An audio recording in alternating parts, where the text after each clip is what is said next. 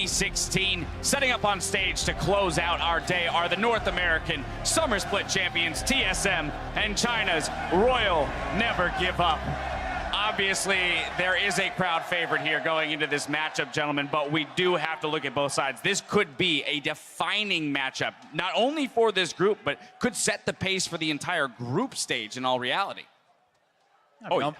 You go ahead. No, absolutely, because this matchup is the international showing for TSM. This is the final time that they actually get to prove themselves, and arguably against a stronger opponent in the group. You could say that RNG is a stronger opponent than Samsung, as on paper they're so talented. This is the most stacked roster, as they've multiple sources have come out and said. EDG's coach specifically how individually well these guys play, and with the addition of Uzi to the lineup, they just have such a threat in the bottom lane that it's gonna be really interesting to see the likes of Doublelift and Biofrost put up with the likes of Uzi and Mata, which, a bot lane like that, you don't see that in NA. I mean, the mechanical ceiling of this team is through the roof. You take them on paper over any other team. It's just that if you actually watch this tournament so far, at least the LCK, specifically the final, they fell away towards the end of the tournament. Their strategy can definitely be called. We talked about macro a lot today. Macro from this team leaves a bit to be desired. So on their day, if this is their day, anything is possible. Yeah, they're an incredibly fun team to follow because when they're at their peak, they do things very well. I mean, early spring, like Shahu, MLXG synergy was just fantastic to watch. Like they were really taking really strong mid laners down, with those ganks. They have MLXG, who's fantastic counter jungler, sometimes going aggressive, but then you also have the RNG from some other games where they just do the really dumb stuff. Like they just invade. It's like, oh, there's a blue buff, I guess I have to steal it. Doesn't matter if I die, and everything goes down the drain. There's no macro anymore. So we definitely have seen multiple sides here from RNG. Right, it's the on-paper talent roster from RNG up against TSM on the other side of this clash. Let's talk about these guys. 6th Worlds appearance for this organization, but they have never had higher expectations coming into a World Championship or international play. I mean, they definitely have talent on paper as well. All of their players have shined throughout the entire split individually, multiple players of the game, MVPs, etc., you name it. These guys know how to play the game macro. They're mechanically incredible. This is actually the one chance that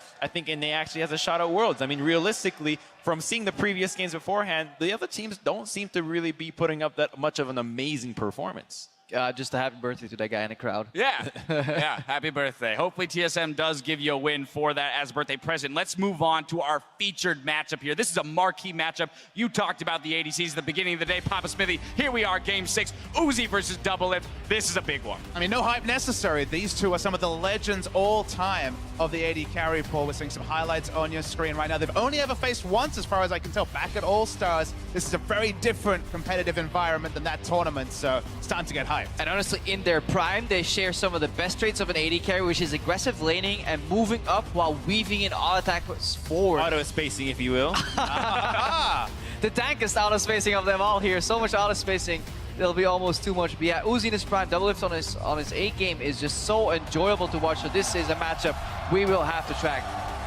I mean, I think what you notice here is some stylistic differences in that Uzi is such a large percentage of his team's damage share, whereas Doublelift does at times take somewhat of a backseat through the likes of Yerksen or even Hanser at times. I mean, it's a risk to take big superlatives, but I'm of the opinion that Uzi is the best laner that has ever played this game, specifically on champions like Caitlyn, where he can really show up. His laning can't be denied, but he's such a resource hog. He takes all the gold, he holds back other players like Looper.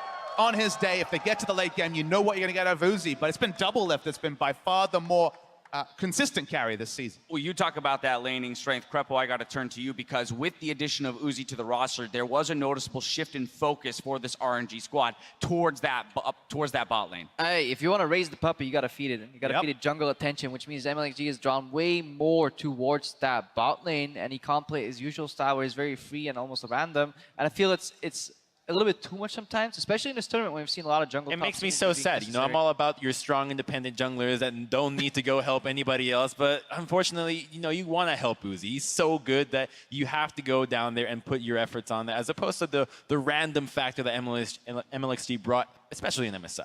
All right, well, remember, you can click over to Riot Games 2 for the player experience stream where Pyra, Rusty, and Matt will exclusively track these all-star ADCs as they go head-to-head. And now, gentlemen, before we dive into the game itself, our last chance at predictions. You guys have been struggling all day long. I'm just going to throw that out there to begin with. But now I will ask you one more time down the line. TSM, RNG, who's bringing it home? But remember, Crepo, there's no EU team here this time, so you can't vote EU. Who are you going with? Guys, I've been wrong twice now, so I'm going to need your help. TSM or RNG?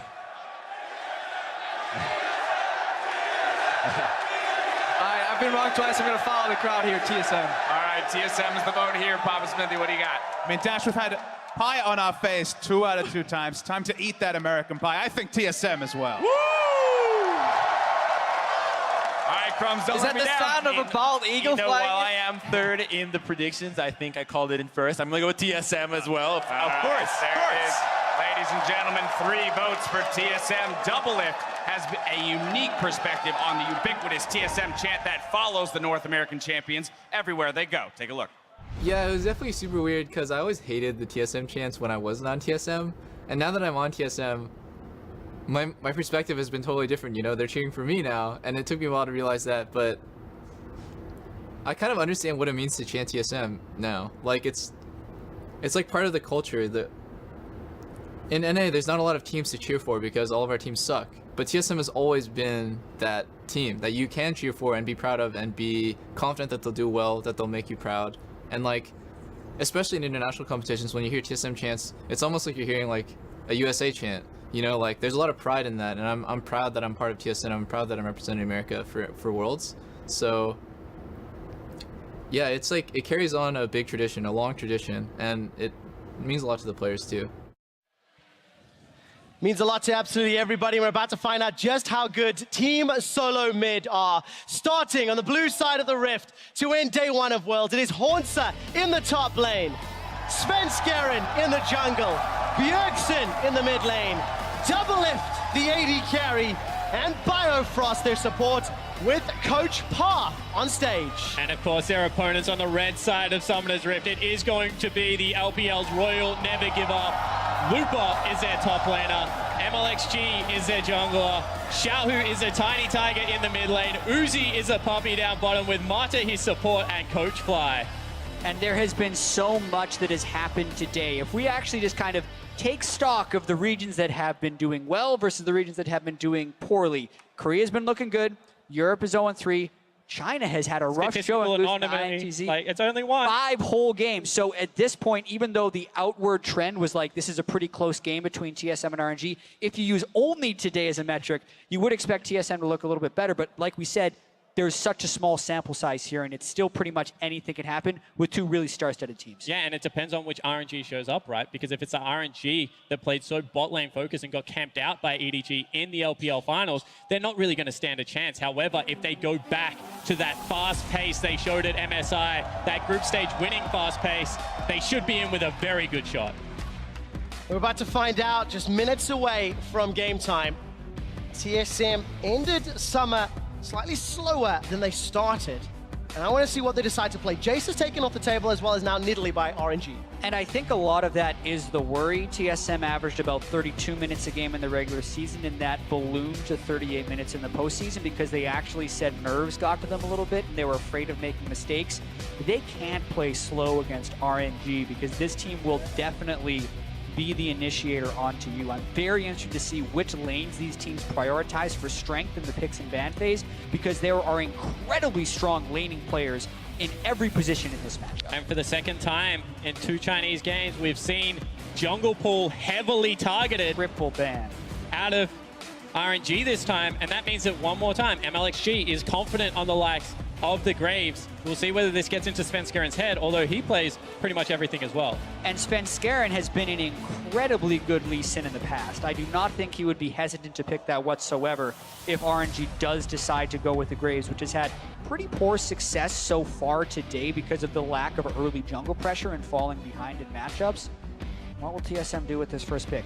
I'm going to say it's not Kazakhs. Yeah, I'm going to say it's not Kazakhs as well. MLXG, Malashankwa, is also a very good Lee Sin player historically. However, it doesn't really suit RNG's playstyle, you would have to say at the moment. They do need him on a tank because Lupa is a little bit more of an AP carry top laner. So we'll see whether they do decide to run another tankless lineup because one more time, they've been very mixed success. So, Oh, wow, there's a... Yeah, they're definitely going for some bottom lane, as the Lee Sin is also locked in on the other side. So that's actually an adaptation they've made. Lee Sin is the number 4 jungler for them, and that's a very clear strategy. But specifically the Nami is something that must have been crushing in scrims, because the early laning phase, as well as the general anti-poke it provides, has been picked by pretty much every team in every group, at least as a high priority. So we're going to see a ton of Nami at this World. And I actually love it in Tomata because he's a big melee support player. Likes the Alistar, likes the Braum, and Nami can shut down a lot of that aggression with the bubble as well as the tidal wave and keep you topped up. Unless you get all in, you don't really lose the Nami lane. So we'll see whether Uzi and Mata adapt and get a range support themselves. Right, what are TSM going to be locking in? They've hovered a bunch of jungle picks already. You assume it's going to be the Graves because we feel like that's higher up on the tier list. Is that something Svenskeren will be happy with? And what else will TSM lock in as well? I think Svenskeren would be relatively happy with the Graves. The other pick could just be an 80 carry choice if TSM really just want to lock down that dual lane early. Wouldn't be too surprised. The Skarner is not Graves. That is definitely not Graves and was very unexpected. Yeah, it certainly is, but it is one of the picks. It kind of ruins Lee Sin's day, to be honest. As soon as you fly in there, look for that kick, he just grabs you and blows you off. Very good counter initiation out of that jungle pick for TSM. Gentlemen, in the previous game, I remember a Kled into Rumble, and I remember talking about how Kled and Skarner work well together. Am I getting too excited too early? Yeah, I mean, there's also mixed opinions on whether or not the Kled is a good matchup into the Rumble. We haven't seen enough of it on the competitive stage. The Karma Sivir is actually a very NA bot lane that was something that Doublelift and Biofrost played more than almost anyone else. So both teams still going pretty hard into the bottom lane. I'm super curious to see what the 2 solo lanes are here, since the mid lane could be either a Karma or something else for RNG, so TSM has to pick it somewhat blind. One thing we did see in the LPL quite heavily is the very supportive mid lane Karma. I think that it made an appearance in North America as well. I'm talking about, you know, with the Athenes, with the Ardent Sensor up there, and really getting behind 80 carries with AoE crit, like the Jinx, like the Sivir and the Twitch. So if they do really want to go for a Razor Puppy comp, that is a possibility. 15 seconds left. Kled is being hovered. I want it, and I think San Francisco wants it, but it's going to be swapped away. Smarter, safer pick. Cassio and Kennen. That is a wombo combo if ever I've seen one. And I actually think it's more reliable initiation than the Kled. If you're thinking about Hanser being able to flash in and go for a big play, it also gives some pretty solid gank setup if Looper wants to shove that lane in, because Svenskeren can waddle up there on Skarner and still get the stun chained off of Kennen. So I do like that choice from TSM. And I actually love team comps like this because they have such good initiation, but they also have such good anti-dive coming out right now out of TSM. RNG is a team that if they do get a lead, likes to play fast. Oh. What the heck? This is a foreign pick in the LPL. I think only Bamey played it. Aurelion Sol. Yeah. At MSI, Xiaohu didn't even know what all of his skills were when he played it against Tuhi the first time. So a lot has changed since then, including Uzi being on the bottom side of this map. So I love this pick in bad face. RNG did bootcamp in Korea. They were one of the first Chinese teams to move over, if I recall correctly. They've mixed a few things up. We've seen that Karma mid. This time it's support.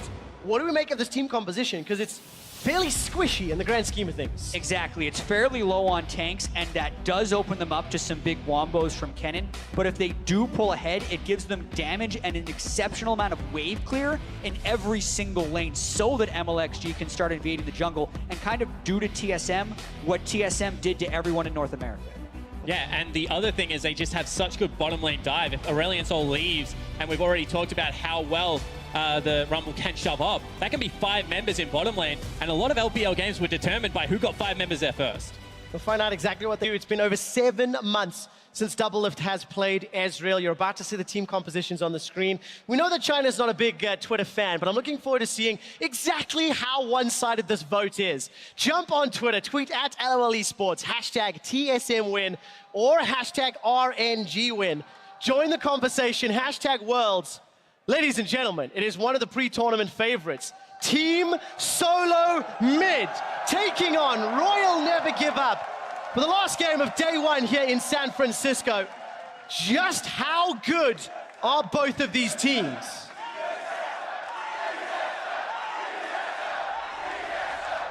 And I really do think that is a big question, specifically for RNG, because TSM, who have been the picture of consistency domestically, is almost shadowed by how up and down RNG has been. They were so good at MSI, but the back end of their season was not impressive.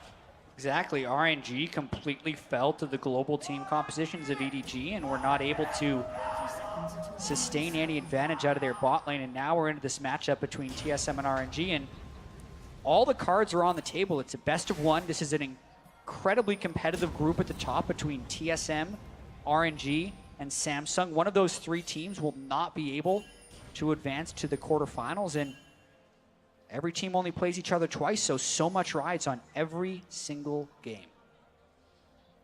Well, let's see how well Bjergsen handles himself in the middle lane. Domestically, he was a player who was under a whole lot of pressure, a whole lot of time. And now he's in a matchup that I feel Xiaohu can fairly safely and fairly easily shove that wave in, sit on the back line against the short range of Cassiopeia. Yeah, Aurelion Sol has actually been banned heavily, and I think will be banned heavily throughout the World Championship, in part because of the early game lane that he's able to push in. He can shove in pretty much every other champion in the game, and then even threaten the Raptor camp to get an even larger lead in that matchup. And with TSM starting Skarner and Cannon over on the top side of the map, Xiaohu's going to have freedom early on in the lane. And for what I feel like the first time today is double range supports into one another. Going to be a lot of trading, a lot of aggressive back and forth. Xiaohu with the very early, very cheeky Wraith steal that we're seeing a lot more that's sort of popularized on 615.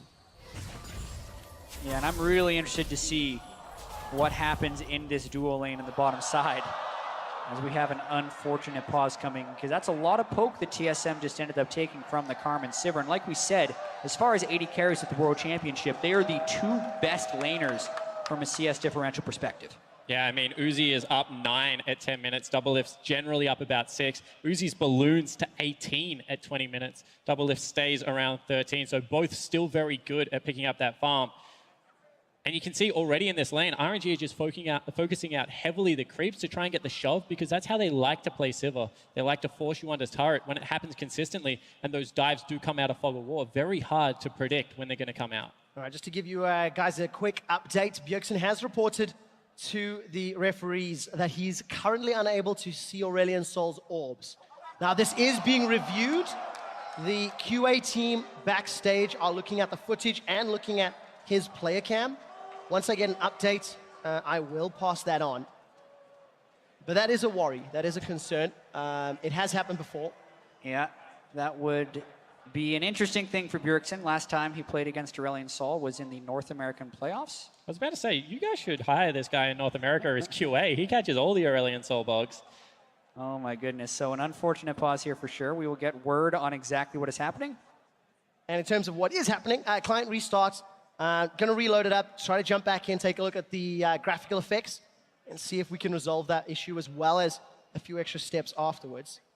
And then we can see what this impact will have in terms of the laning phase, because I was mentioning it before, you know, Bjergsen, the recipient of enemy jungle proximity, a whole lot. This is a guy who everybody wants to camp, right? Because he's one of the carries for TSM. That's the interesting thing. As far as the mid laners that have been tracked that are the non-LPL mid laners at Worlds, he is the highest opponent jungle proximity, and what that stat means is that it's the percentage of time that the enemy jungler spends within 2,000 range of the mid laner. So Bjergsen does draw a lot of attention and doesn't necessarily get the attention himself. So it's a testament to how strong of a laner he is that he still provides so much pressure, and I think is one of the reasons he's the MVP. Yeah, it definitely is. The other thing that he does incredibly well is facilitates Svenskeren to get into the opponent's jungle. I mean, Svenskeren does the largest amount of counter jungling as well in the whole of Worlds, and I think that that really is a testament to how well Bjergsen fends off 2 opponents and unlocks his jungler to be able to get things done elsewhere. A lot of pressure then on Svenskeren as well as the rest of TSM. So you guys know they are doing a couple of tests, just pausing and unpausing, double-checking whether or not those particles are in fact visible. And with a little bit of luck. Don't get too excited, I'm afraid. Very quickly. It looks like there's going to be one more pause. That doesn't look good, quick shot. No, it doesn't look good. It is a worry. As we said, it is part of these QA process. You need to go through a few different attempts. We'll give you guys an update once we hear a little bit more, but yeah, so there is a little bit of precedence for what happens when bugs like this happen. If it's a bug that can't be fixed in the game, so to speak, it has been game of record so far, so if they do remake the game, they would do it with the new picks and bans. And if they remake the game because the Aurelion Soul bug is deemed unfixable, there's a chance that it would be turned off for the rest of the tournament, which would actually have massive implications as far as Worlds is concerned. But that's reading a little bit too much into it. Currently, they're still going through the process. Yeah. Apparently, the orbs disappeared very quickly after the pause again for Bjergsen, so they're currently looking into it, and we'll get back to you as soon as we know the ruling. Yeah, exactly. So we've spoken a lot about the mid lane matchup because obviously the Aurelion Soul was very pivotal when you look at Xiaohu versus Bjergsen. But let's talk about Hornstar on this Kennen. The combo potential with Svenskeren on Skarner. Those are two picks that were sort of in the conversation of what we're anticipating here at Worlds. But looking at picks and bans wins, Jat, what do you think then in terms of how TSM directed their top duo lock-ins? Yeah, I mean, I think it's a good combo as far as being able to assist the Skarner with cannon initiations, but it does kind of change the power dynamic between the jungle and the top laner. Svenskeren during the regular season was incredibly pivotal in their engages, as were most junglers who's played a lot of Gragas and Rek'Sai, and he basically lived in the enemy jungler.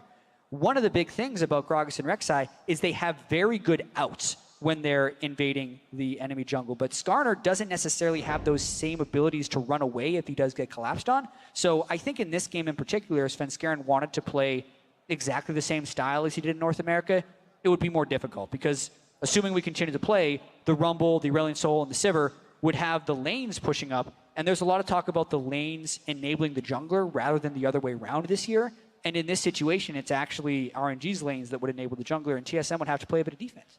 One thing you do have to look at, however, is the fact that the layered CC in top lane is so incredibly potent for TSM.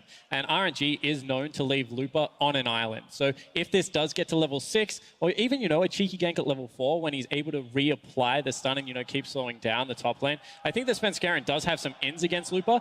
And we've already seen so many times, if you get Kennen ahead, the turret dives, the ability to teamfight just becomes so incredibly scary early on in the game. It's definitely a win more button type of champion with a lead.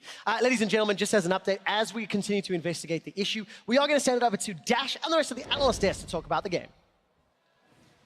Thank you very much, Quick Shot. Now, currently, we do have our refs setting up a custom game to test a few things regarding this bug. There's a theory that perhaps the bug is linked to the skin choice. If that's the case, then ideally we can work around it. So while they're pursuing that option there, we get some time to break down this game. Of course, we haven't seen a whole lot yet, so I do want to talk about champions like primarily Nami's continuing to be highly prioritized, but then the Skarner pick. Yes, and for the entirety of the regular season, North America has been the region that doesn't really clinch the jungle pool. We rarely see targeted bans, and RNG, on the other hand, on the LPL, they do this a lot. So one of the tests for an NA would be, can they handle a targeting of the jungle pool against them? And it looks very much like so.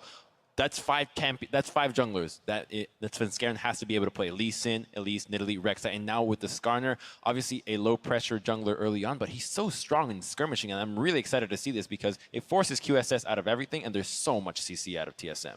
All right, well, so the Skarner itself being a strong pick, we'll see if the play can now support the pick, because that's the big question. He's forced down onto something that he's obviously probably not as comfortable as the top 3 or top 4 picks, but we'll see if the play develops from there. You have something to say, Papa? I mean, it shouldn't be a surprise that Nami's taken first pick. That's been the story so far this tournament, but it's at quite a high cost. Because of the 3 jungle bans, Sivir Karma is the completed bottom lane that's given over to RNG. Karma does very well against Nami. Against the Nami in lanes. Yeah. So in general, it's quite a big cost. And although the Nami will still be a strong choice, Ezreal Nami will still do competitively, you don't do great in that 2v2 matchup. And the Sivir's been banned so frequently, you that utility in team fights too. So it's a pretty big cost for TSM. Yeah, we could see it pretty early on. The Karma Sivir just has the control of the lane. Once they get access to the push, it's going to be shove, shove, shove all day. Especially the Skarner isn't really going to gank and ruin that too much. Should still be a tie farming lane. Nami has enough sustain to keep them in the game right there. Matchup I actually really like is the Aurelion Soul, because I think it kind of distorts the perception of a lot of matchups there in the mid lane. Because when you have Cassiopeia, notorious for strong early push, really strong early trading in a zone, well, Aurelion Soul is just going to say, you know what, I'm going to walk up to the creeps, push it, and even on level 2, steal away some of these Raptors already, So immense threat from the mid lane. If you look at RNG's composition as well, so many movement speed steroids, they can play a very mobile game.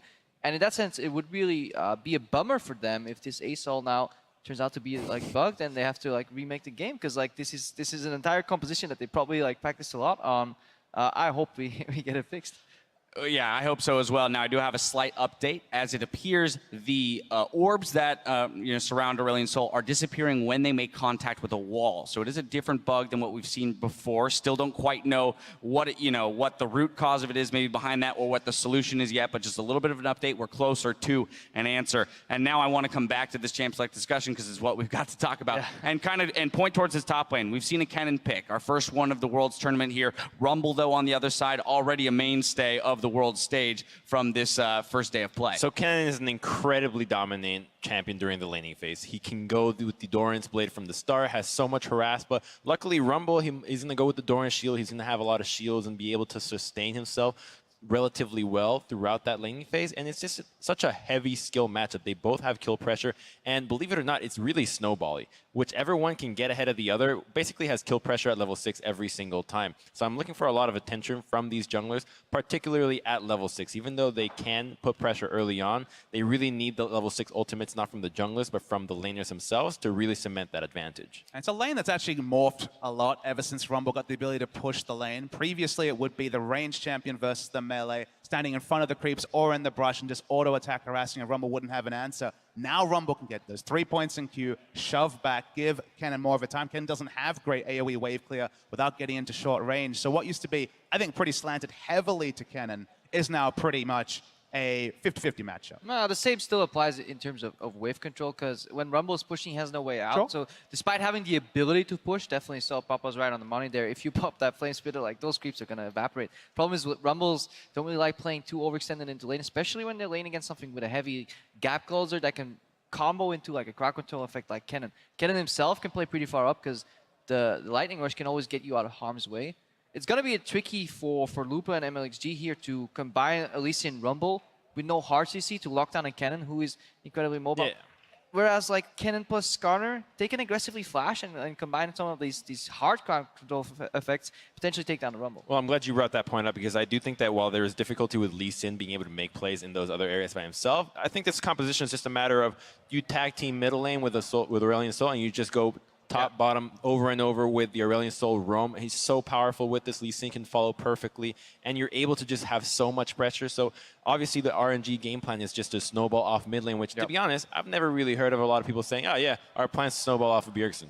Now, while we wait for some more info on this visual bug, I do want to pull us away from Champion Select and look at this matchup now more from the team's perspective. We talked a little bit about, RNG being this star-studded roster, and can they come together in a macro sense? And on the flip side, you've got TSM, who in their own region was looked at as an unstoppable macro team. Stylistically, disregarding even this Champion Select specifically, how exactly do we expect these teams to match up? Which lane might swing it all for these teams? I mean, again, I think it's the duo rather than just specifically. I think it's all about Xiaohu and MLXG. These guys were so on form back when we were at MSI, and these two were really the carry duo. Then, of course, Uzi draws that pressure from the jungle. It's never so much about the mid lane and jungle. And Xiaohu's champion pool hasn't really stood the test of time. I was actually thinking he might pick up the Azir again here because he was a bit of a one-trick Azir and Xerath way back when he debuted in spring last year. But Aurelion Sol's so important for him because Aurelion Sol ditched his lane so well because he has strong pushing, leaves with a strong ganking jungler like the Lee Sin. They can make the plays, and I think they can be the ones to disrupt the flow of the well-practiced, well-drilled TSM team. I think stylistically, TSM has an advantage in the macro, even though we saw them at playoffs and it wasn't really the crispest.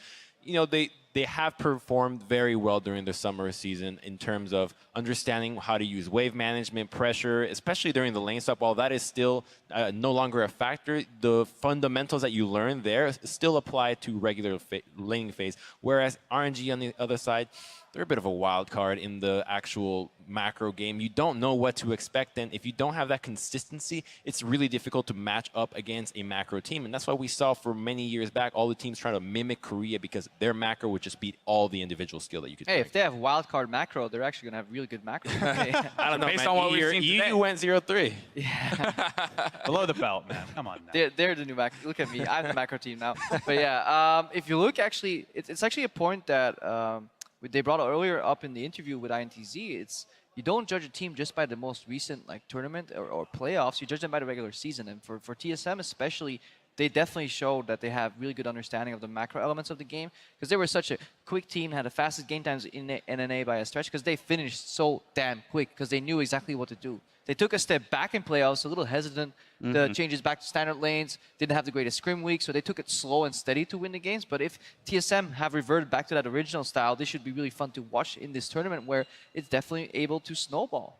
Right, but if anything, seeing that within the regular season they had the quickest game times, and then even in the playoffs, losing a few minutes on that time and slowing down a bit, it shows that they're comfortable playing to both game lengths, right? Yeah. They're okay ending a game at 32 minutes on average, or going to that 38, 40-minute mark and still taking games home. Yeah, and I think it shows with the drafting, basically a press R composition as well as a scaling Ezreal. We don't really see this so much from them. I mean, in the beginning of the season, it was all about Lucian, non-stop Lucian with that really fast early Black Cleaver Youmuu's build that just had such an immense power spike in the mid game. And now they're obviously reverting to a more, well, not reverting, but trying out this style that is a lot more controlled and more calculated, almost like what we saw out of Samsung in the previous game. And I'm excited to see what they can actually do with that, because I haven't seen Svenskeren in NA play a level 6 jungler as such a level 6 jungler, unlike Gragas, who obviously can put a lot more pressure early on. It's an interesting conversation around both Doublelift and Uzi, who are our featured matchup. So let's re-hit them real quick. I mean, in this champion select, Ez going over to Doublelift, we had expectations that Ezreal would be a largely contested pick for ADCs in this tournament. Sivir, though, going over to Uzi here. I mean, along with a Karma, so definitely filling more of that utility role, at least this time around for the team. And Uzi, the one thing, we always talk about is the puppy. He was never a puppy that played nice with his teammates. It was all about himself. You wouldn't think of him as a Sivir player because, utility AD carry, even though now, of course, the late game damage is immense as well. But when he joined OMG, which of course was a roster, I guess 2 teams ago for Uzi, now he's been He went through moving puppy around. training. It was an interesting couple of years there for Uzi. He's settled now on RNG. Specifically on OMG, he played for the team. He played this Sivir. It was his best champion. I honestly think it's one of his best picks. It might not be the Caitlyn that was banned away, so it's not the same laning powerhouse, but it gives utility, and it's still that late game hyper carry fantasy that Uzi always wants to aspire for. All right, so I have to jump in here and give some more context on what's happening. The players have been excused from the stage because there will be a full remake. Now, in terms of Aurelion Sol, there's still some discussion on whether or not he will be disabled. So that information I will get to you as soon as I have it. But for now, the teams have been informed there will be a full remake. We're going to provide them with some time so that they can go back and retool for Champions League, because as we had hit that game of record time, there will be the possibility of new picks, new bans. So now let's kind of refocus our conversation on this game 2, right? In that we have some information now about what these teams want to do, and so do they. And they're going to be coming back for this second champ select with this information in mind. Yeah. It's basically a moment where everybody shows like, oh, this is what I got. And then just kidding. All right, let's do it again, right? It's like playing rock, paper, scissors and a surprise. And then now you try again. So I'm really curious to see how they deem this draft, because particularly for RNG, it was very clear what they were trying to target, just a full-on jungle ban. And I mean, let's say that TSM wasn't happy with the Skarner pick. They could easily revert and first pick Lee Sin. It changes so much because of how detailed the draft was from RNG. At the same time, there are no real big surprises here. Most of these picks are what's considered meta here at the tournament, like the Rumble Cannon in top lane. We've seen that Cassio. We've seen that, like, NA is no stranger to Aurelion Sol here, so like there's no really big surprises. Yes, there is in priority, but these teams have to be flexible. If they want to make it out of group stages after 6 games, yes, it's very unfortunate. But I don't think it will hit either team way too hard. It's not like they prepared only one draft. I hope not. God, I hope not. That would be an awful way to approach a six separate best of ones. I mean, we kind of saw it last year with NA. That Azir Tristana composition that so many of the NA teams had revolved around was completely dismantled in week 2. I'm going to disagree a little bit with you, Crepo. I think the RNG have shown more here. They've banned jungle, so that's so much. That's in their thoughts. Aurelion Sol, I believe this is a first or second pick for Xiaohu. He hasn't played. That champion has been very underplayed in a lot of regions, but specifically in the LPL. So showing a new champion, showing a priority when it comes to bans, I think this actually just strengthens TSM going into the remake game. But there was a very late surge on the Aurelion Sol, because the champion that did everything the same was the Talia. It's very similar in gameplay patterns, and that one got nerfed at the end of the season. So I think these teams are used to playing with fast push mid laners that can then roam. It's just champion has a different name now. Sure. All right, well, now while the teams prepare to remake the game with new picks and bans, we need to take a quick break. So don't go anywhere, because we'll be right back in 3.5.